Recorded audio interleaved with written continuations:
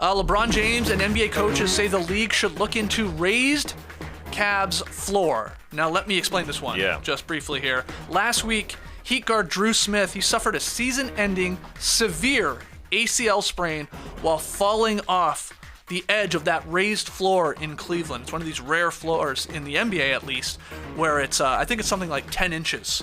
Sort of, so like you're sitting on the bench there, or you're sitting courtside, your feet are actually can be below the floor. But here is the clip.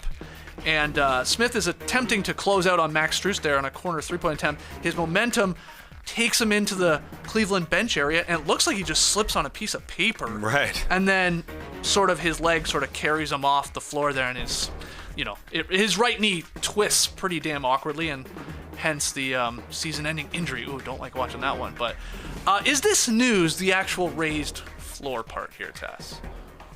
I got so many questions with this one. Sure. I'm not 100% sure this is news, this is probably the first injury that's happened in Cleveland because of that floor. I think so, yes.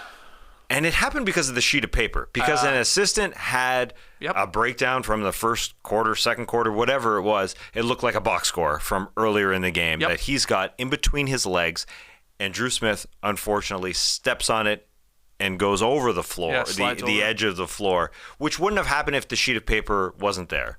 Probably not. Probably not. Yeah. I guess it's still possible that he slips off the edge there, but you're right. It's unlikely. It's like paper. It looks like an NCAA Final Four floor. That's right. Where you've got the bench beyond the edge of the floor, and it hasn't happened there where a player has been injured really in the same way. I mean, those courts, those NCAA Final Four courts, they're significantly raised because they're usually in like football arenas, right? Mm-hmm. Those are I feel like those are 3 feet high and stuff like that. And the court area, outside of the actual inbounds, is feels so much larger. It'd be very difficult.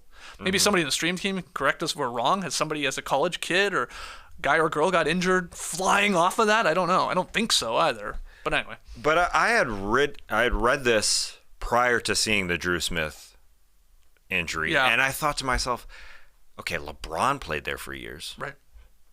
It wasn't an incident then. There wasn't an incident. No. There wasn't an issue. It wasn't a problem because unlike the NCAA tournaments where there's a bit of space after the end of the floor, you don't have an entire bench, including assistant coaches, that are on the floor. That assistant coach that he went through was on the floor, but he went through his legs and somehow got his leg to a position where he was off the floor. So I just don't think LeBron didn't bring it up for years and years and years. No, and he's asked about it here by Joe Varden and because the Lakers were coming to town, back to Cleveland after that. So yeah, and he's just asked about it, and he just gives your classic. They all seem to give the classic, yeah, I guess a guy got injured. We should look into it. You know what I mean?